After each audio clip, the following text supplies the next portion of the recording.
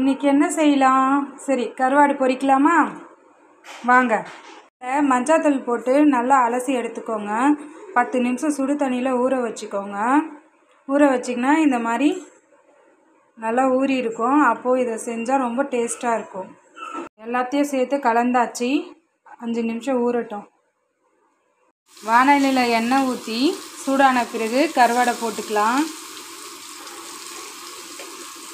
Ready ஆயிடுச்சு. கருவாடை பழைய சாதத்துக்கு தொட்டுட்டு சாப்பிட்லாம், ரசம் சாதத்துக்கு தொட்டுட்டு சாப்பிட்லாம். வாங்க ட்ரை பண்ணலாம். சாப்பாடை குழந்தைங்களுக்கு கொடுக்குற மாதிரி இந்த மாதிரி பிசைஞ்சுக்கோங்க. இது மேலே ரசத்தை ஊற்றி